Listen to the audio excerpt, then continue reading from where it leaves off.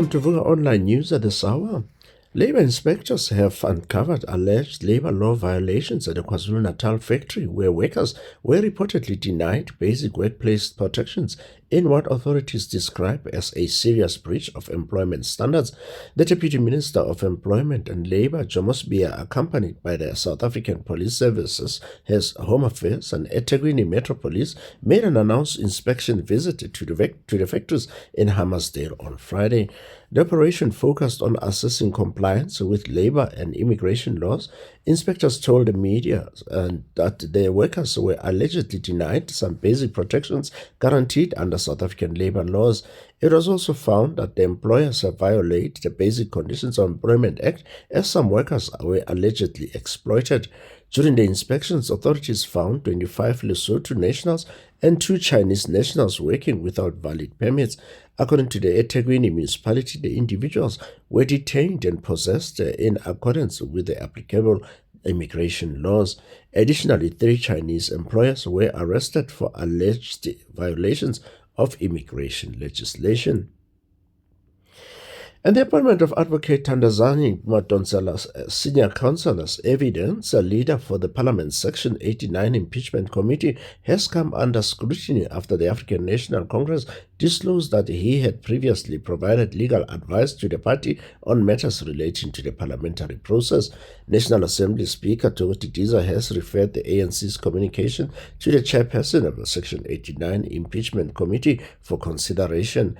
The ANC Secretary General, Fikile Mbalula, informed Parliament that Madonsela had previously been briefed by the party to provide legal advice on Section 89 parliamentary rules and processes. However, the ANC stressed that the disclosure does not amount to an objection to Madonsela's appointment and does not call into question her integrity or independence. Instead, the party said it wanted the information formally placed on record before the appointment process was concluded. Didiza said the concerns raised by the ANC relate directly to the committee's deliberations and the decisions and should therefore be considered by the committee itself.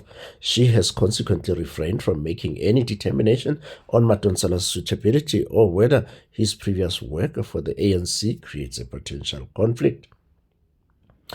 4 people were killed when a car veered out of control and slammed into a taxi in Gqeberha on Saturday.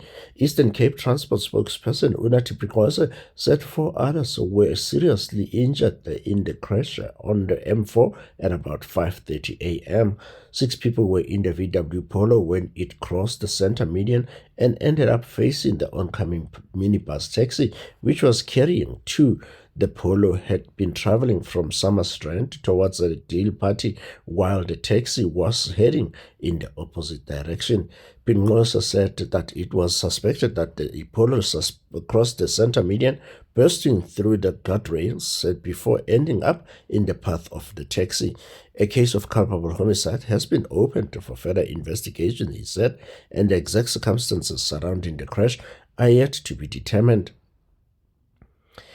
The Democratic Republic of Congo has banned the exports of copper concentrate and cobalt concentrate as it escalates efforts to force domestic processing and retain more value from its mineral resources, a government order reviewed by Reuters on Thursday shows.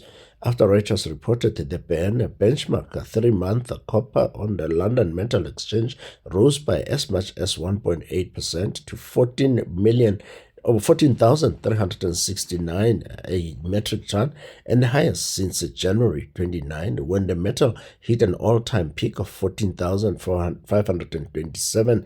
Congo is seeking to leverage its position as the world's largest cobalt supplier and a major source of other energy transition materials, including copper, to build domestic processing capacity and retain a great share of the wealth flowing from its mines. The June 29 order was signed by the Mines Minister Louis Kapamba Watum, Foreign Trade Minister Julian Paluku Kahongya, and Economic Minister Daniel Mokoko Samba said the export of copper and cobalt concentrates is prohibited. The ban takes effect immediately, although 1-year export waivers may be granted under strategic circumstances, the order has said, without explaining further. In your sports, The Springbok beat Argentina 17-10 in a once-off test in Buenos Aires on Saturday ahead of their test series against the All Blacks starting in 2 weeks' time.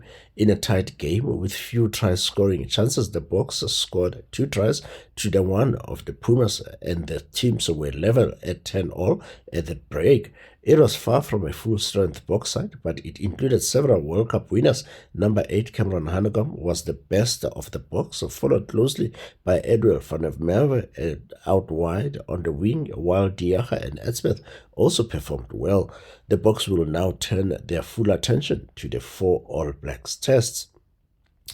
And Mamelodi Sundowns secured their place in the MTN semi-finals with a dramatic 3-2 victory over Polokwane City at the Lucas Muripe Stadium on Saturday night. Cassius Mailula, back at the Sundowns after leaving MLS side Toronto FC, delivered the decisive moment 5 minutes before the end of the extra time. Despite dominating positions, Sundowns struggled to break down the City's stubborn defensive block for the remainder of the match. Sundowns joins Orlando Pirates in the MTN 8 semi-final. Pirates also needed extra time to edge Durban City at the Orlando Amstel Arena. For this and other sports news, tune in to Vuka Sports Hour every weekday at 3 p.m. In your weather, Pretoria will be fine and cool with morning frost and temperature highs of 23 degrees. Johannesburg will be fine and cool with clear skies and temperature highs of 22 degrees. Cape Town will be breezy with morning showers and a cold front with temperature highs of 18 degrees. Durban will be cloudy with showers damaging winds and waves and temperature highs of 22 degrees. Bloemfontein will be sunny and windy with the frost early in the morning, temperature highs of 20 degrees. Polokwane will be sunny and cool and mild, temperature highs of 22 degrees Celsius. And Rustenburg will be sunny and breezy with slight rain chances and temperature highs of 27 degrees, while Uppington will be sunny and windy with cooler than usual temperatures at 16 degrees.